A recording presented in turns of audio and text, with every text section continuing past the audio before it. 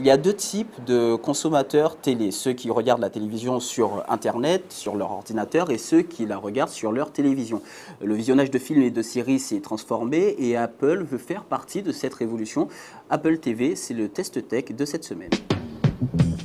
L'Apple TV coûte entre 179 € et 229 €.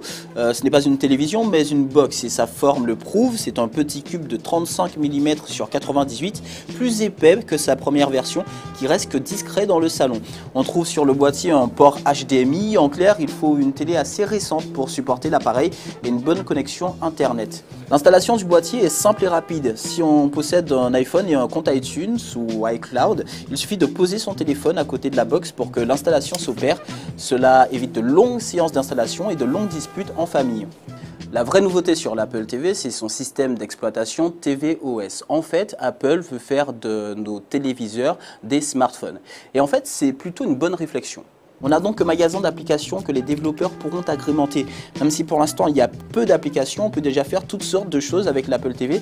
Regarder des films et des séries bien entendu, mais aussi faire du shopping, jouer et même lire une BD. L'idée est de retrouver ces programmes de divertissement sur son écran TV. Il faudrait quand même ne pas avoir à saisir les mots de passe des applications que l'on possède déjà sur d'autres appareils.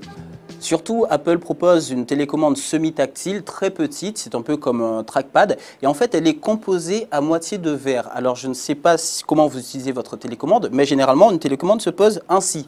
Et il y a de fortes chances qu'elle tombe un jour. Et pour changer cette télécommande, ce sera 89 €. Mais la télécommande n'a pas que des mauvais côtés, bien au contraire. Déjà parce qu'on peut l'utiliser pour jouer, c'est Bluetooth, ça fonctionne plutôt bien et on peut acheter une Dragon en cas de coup violent.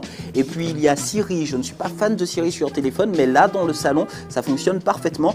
Il y a bien la commande vocale sur d'autres box, mais là c'est très bien fait. On peut rechercher des films, trouver le casting d'une série que l'on est en train de regarder, connaître le résultat de match de foot, toujours pendant que l'on regarde. En clair, cette Apple TV est très réussie, hormis quelques détails de confort qui vont sûrement être réglés par la suite. En fait, cette Apple TV est faite pour les amateurs de divertissement, de séries, de films, qui jusqu'à présent regardaient vraiment sur ordinateur. Là, l'Apple TV peut les réconcilier avec leur écran de télévision, et ça, c'est déjà une révolution. The revolution will not be televised. The revolution will not be brought to you by Xerox in 4 parts without commercial interruptions. The revolution will not show you pictures of Nixon blowing up